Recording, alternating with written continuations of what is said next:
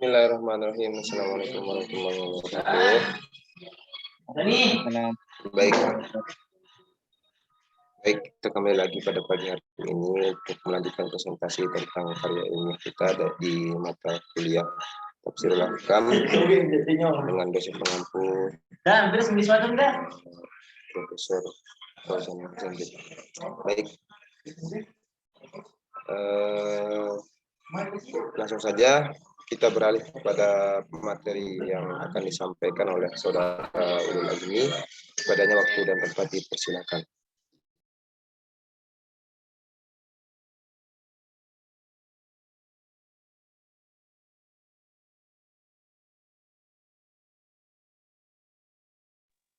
Assalamualaikum warahmatullahi wabarakatuh. Sini saya akan mempresentasikan artikel saya mengenai judul Tuhan menciptakan segala sesuatu berpasang-pasangan. Pada pendahuluan, diawali dengan pendahuluan, setiap kehidupan di alam raya ini berpasangan, memiliki pasangannya sendiri-sendiri, baik makrokosmik maupun mikrokosmik. Bagaimana yang kita ketahui bahwa makhluk yang diciptakan Allah secara berpasangan ternyata tidak hanya manusia, tetapi juga seluruh jenis makhluk hewan, ada jantan, betina, tumbuhan juga ada jantan dan betina, sampai kepada benda hidup dan benda mati. Dalam kaidah bahasa Arab, setiap kata benda, isim, digolongkan menjadi dua, yakni mudzakkar, maskulin, dan muannas, feminim. Biasanya, isim yang tergolong muannas ditandai dengan huruf tak marbuto atau huruf tak taknis di huruf akhirnya. Ini menandakan isim tersebut tergolong muannas. Al-Quran menjelaskan bahwa segala sesuatu yang Allah ciptakan semuanya berpasang-pasangan. Alladzi khalaqal azwaja kullaha. Sebagaimana dalam Quran surat Yasin ayat 36, dalam dunia ilmu pengetahuan, setiap makhluk yang diciptakan berpasangan ini baru terbongkar pada abad ke-19.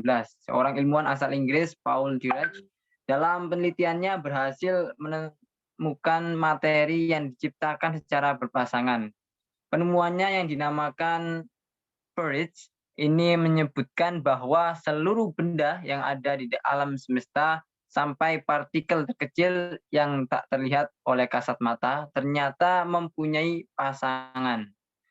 Namun demikian, makna dari kata azwaja dalam beberapa tafsir dijelaskan jika dilihat secara lebih lengkap, Quran surat Yasin ayat 36 yang berbunyi subhanalladzi khalaqal azwaja kullaha mimma tumbitul ardu wa min anfusihim wa mimma la ya'lamun.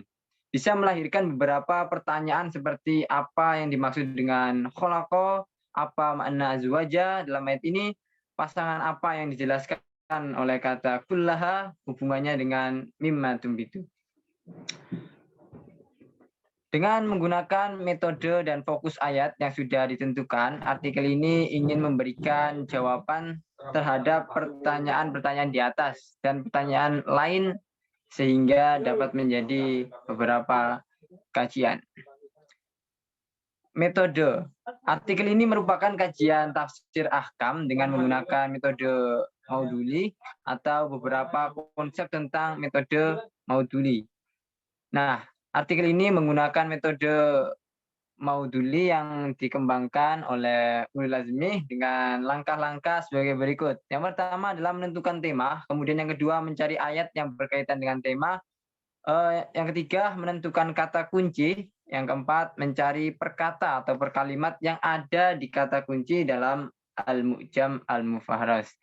Kemudian menulis informasi data yang diperoleh dari Al-Mu'jam. Yang keenam, setelah ketemu ada beberapa kata tersebut dalam Al-Quran di Al-Mu'jam, maka ditulis datanya sehingga kemudian menjadi analisis. Dan yang terakhir, menyertakan footnote atau daftar pustakanya. Pada fokus ayat, ada beberapa ayat yang membahas tentang penciptaan alam semesta dan segenap isi yang di dalamnya. Sebagaimana yang akan kita bahas pada kali ini, di dalam Quran surat Yasin, ayat 36 dijelaskan bahwa Allah Subhanahu wa taala telah menciptakan semuanya berpasang-pasangan. Artikel ini mengambil fokus penafsiran pada Quran surat Yasin ayat 36 yang berbunyi A'udzubillahi minasyaitonirrajim. Bismillahirrahmanirrahim. Subhanalladzi khalaqal azwaja kullaha mimma tumbitul ardu wa min anfusihim wa mimma la ya'lamun. Maha suci Allah yang telah menciptakan semuanya berpasang-pasangan, baik dari apa yang ditumbuhkan oleh bumi dan dari diri mereka sendiri, maupun dari apa yang tidak mereka ketahui. Tafsir kata kunci berdasarkan ayat tema di atas, maka fokus ayat yang diambil memiliki beberapa kata kunci, khalaqa, kullaha, azwaja, dan mimma tumbitu. Yang pertama azwaja. Kata azwaja menurut Al-Mu'jam Al-Mufaras lil Fadlil Qur'anil Karim digunakan dalam Al-Quran sebanyak 6 kali yang terdapat dalam beberapa surah yang berbeda.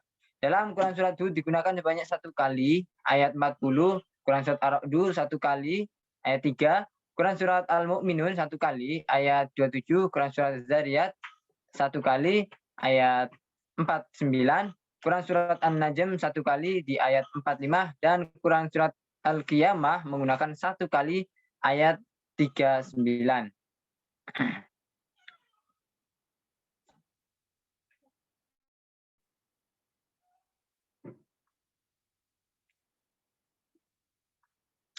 Salah satunya adalah pada Quran surat Az-Zariyat ayat 49 yang berbunyi Bismillahirrahmanirrahim.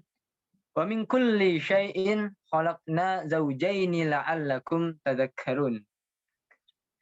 Artinya, dan segala sesuatu kami ciptakan berpasang-pasangan agar kamu mengingat kebesaran Allah Subhanahu wa taala. Menurut ayat khalaqa zawjaini ini, makhluk yang diciptakan Allah secara berpasangan ternyata tidak hanya manusia, tetapi juga seluruh jenis makhluk. Hewan ada jantan dan betina, tumbuhan juga ada jantan dan betina, sampai kepada benda hidup dan yang mati, semuanya Allah ciptakan berpasang-pasangan. Kemudian potongan ayat, fokus ayat tumbitu, mimma tumbitu. Kata tumbitu menurut Al-Mu'jam Al-Mufarras lil Fadlil Qur'anil Karim digunakan dalam Al-Quran sebanyak 4 kali yang terdapat dalam beberapa surah yang berbeda. Dalam Quran surat Al-Baqarah ayat 61, Quran surat Al-Mu'minun ayat 20, Quran surat An-Najm ayat 60, dan Quran surat Yasin ayat 36.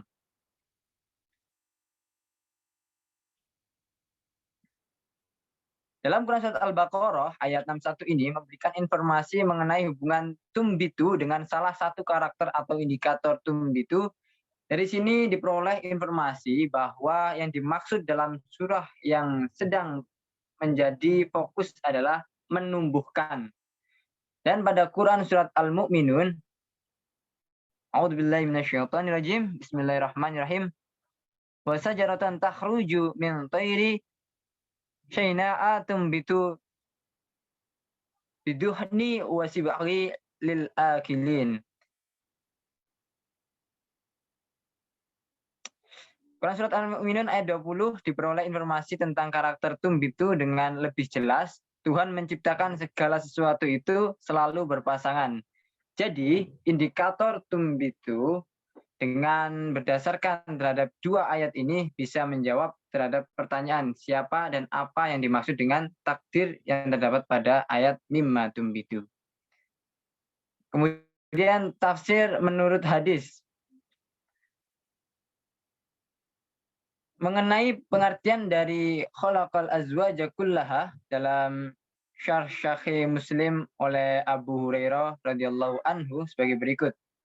Hadis Rasulullah Shallallahu alaihi wasallam yang artinya telah menceritakan kepada kami Harun bin Ma'ruf dan Abu Dharir serta Ahmad bin Isa, mereka berkata telah menceritakan kepada kami Ibnu Wahab, telah mengabarkan kepada kami Amru yaitu Ibnu Haris dari Abdul Rabbih bin Sa'id dari Abu Az-Zubair dari Zubair dari Rasulullah Shallallahu alaihi wasallam, beliau bersabda, setiap penyakit ada obatnya. Apabila ditemukan obat yang tepat untuk suatu penyakit, akan sembuhlah penyakit itu dengan izin Allah Subhanahu wa taala. Hadis riwayat Muslim.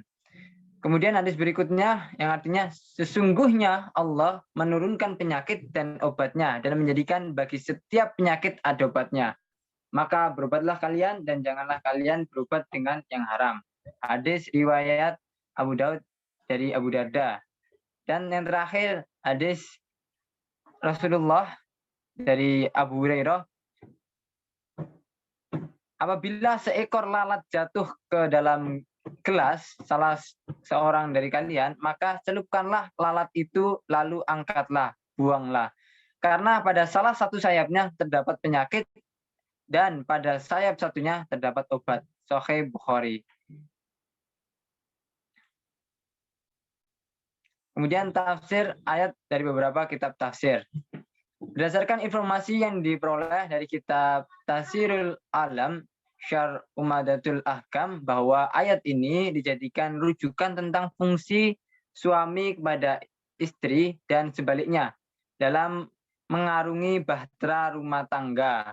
Suami bekerja dan mencari nafkah dan menghasilkan harta, kemudian seorang istri mampu membelanjakannya dengan baik. Selain itu, istri mampu memberikan kenyamanan dalam rumah dengan mengelola rumah, mengatur hidup, membesarkan anak, dan mengurus urusan mereka. Jadi antara keduanya memiliki tugas masing-masing yang sama, besar tanggung jawab demi kenyamanan lahir batinnya. Suami mampu menjadi pelindung istri dan istri dapat menjadi penenang hatinya, saling melengkapi. Oke. Baik, itu dari saya. Kurang lebihnya saya mohon maaf. Mungkin bisa dilanjut sesi diskusi. Silahkan.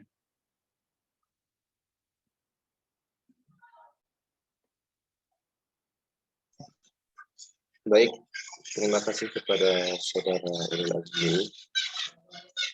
Untuk selanjutnya, pada teman-teman, mungkin ada yang berkenan untuk melanjutkan presentasi.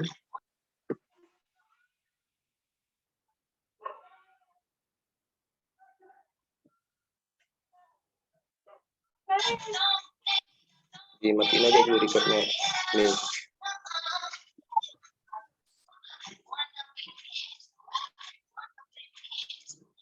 Record.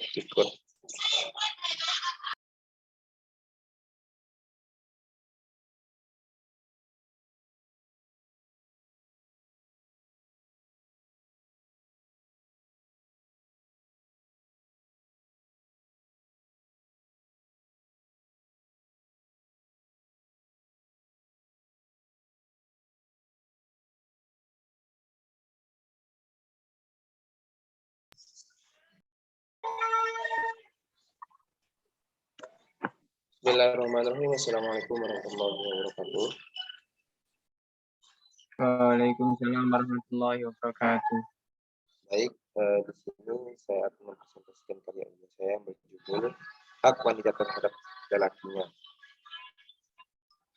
Nah, di sini saya mengambil ayat, yaitu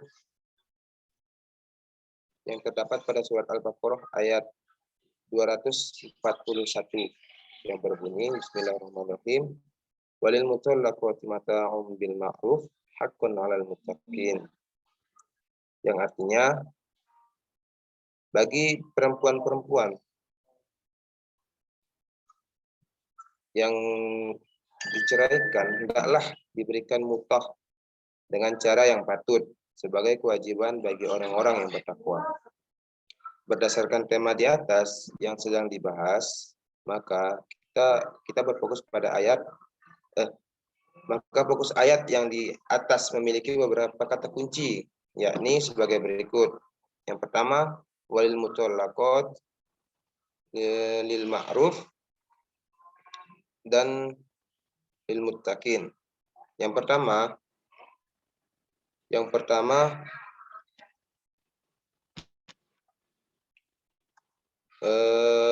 walil mutallaqat.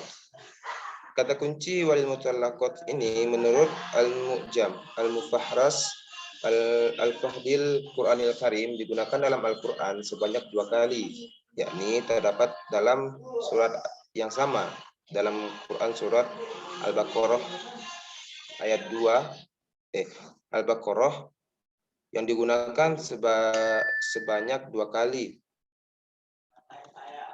Ayatnya itu ayat 228 dan 241. Di sini saya mengambil contohnya. Bismillahirrahmanirrahim. Walil mutallaqati yatarabbasna bi anfusihinna thalathata quru wala yahillu lahunna ayyakum nama khalaqallahu fi arhamihinna in kunna yu'minu billahi wal yawmil akhir wa bu'ulatuhunna ahaqqu bi raddihinna fi dzalika in aradu islaha walahunna mithlul ladzina 'alaihinna bil ma'ruf walirrijali 'alaihinna darajah wallahu 'azizun hakim. Yang memiliki arti, dan para istri yang diceraikan wajib menahan diri mereka atau menunggu tiga kali quru. Tidak boleh bagi mereka menyembunyikan apa yang diciptakan Allah dalam rahim mereka. Jika mereka beriman kepada Allah dan hari akhir, dan para suami mereka lebih berhak memiliki kepada mereka dalam masa itu. Jika mereka menghendaki perbaikan dan mereka atau para perempuan mempunyai hak seimbang dengan kewajibannya menurut cara yang patut, tetapi para suami mempunyai kelebihan di atas mereka. Allah Maha Perkasa, Maha Bijaksana. Al-Quran surat Al-Baqarah ayat 228. Dan yang kedua yaitu fokus ayat kita, yaitu walil mutallaqat mata'un bil ma'ruf haqqun 'alal muttaqin, yang artinya dan bagi perempuan-perempuan yang diceraikan hendaklah diberikan mutoh dengan cara yang patut sebagai kewajiban bagi orang-orang yang bertakwa. Al-Quran surat Al-Baqarah ayat 241. Fokus ayat yang kedua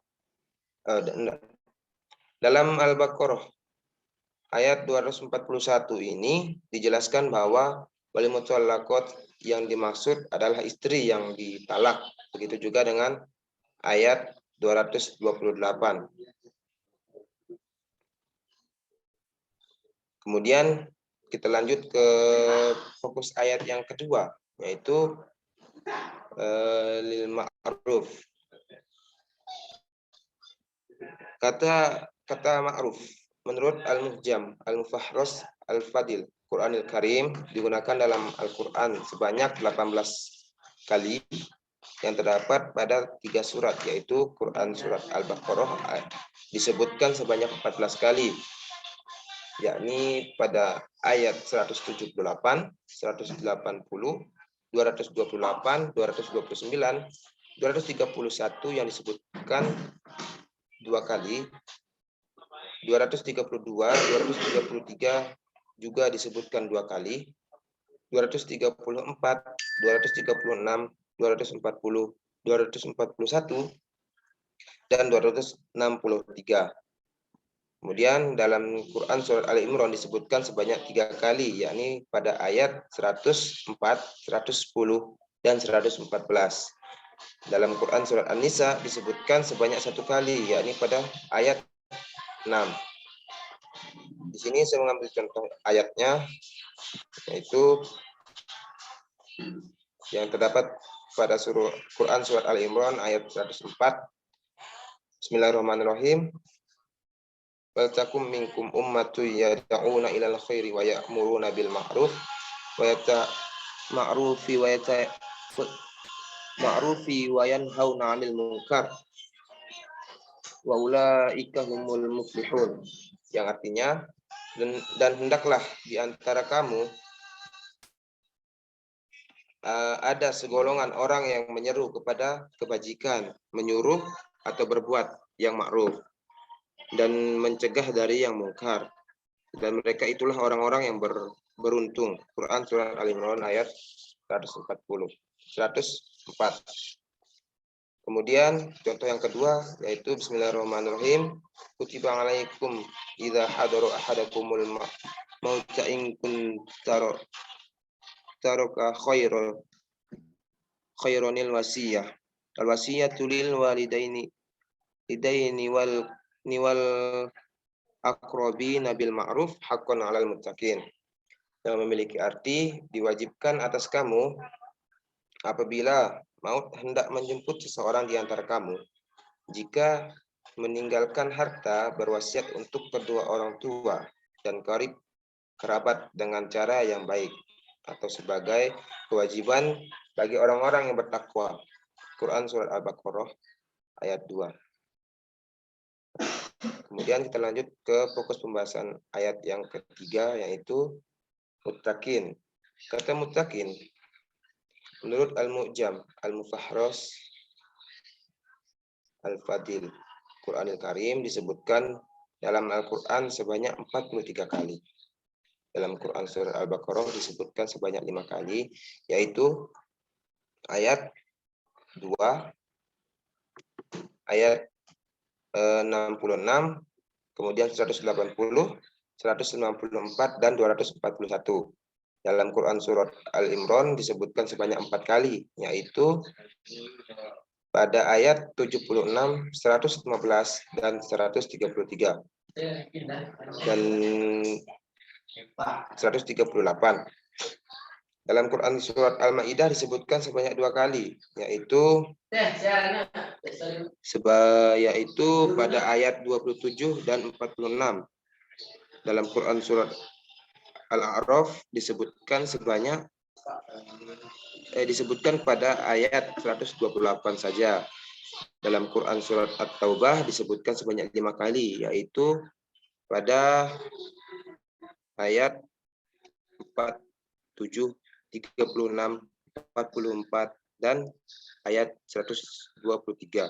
Dalam Quran surat Hud disebutkan hanya pada ayat 49.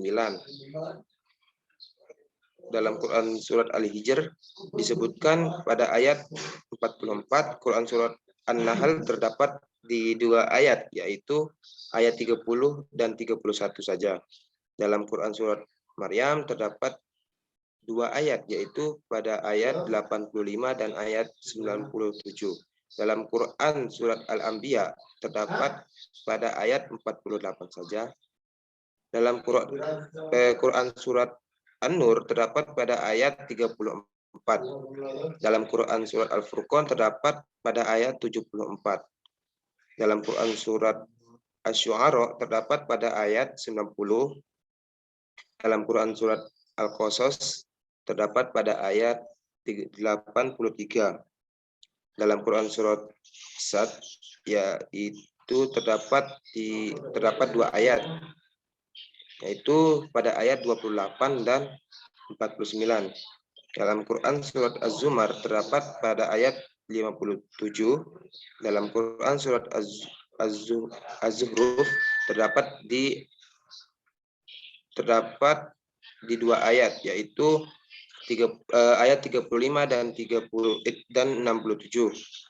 Dalam Quran surat Ad-Dukhan terdapat pada ayat 51. Dalam Quran surat Al-Jasiyat terdapat pada ayat 19. Dalam Quran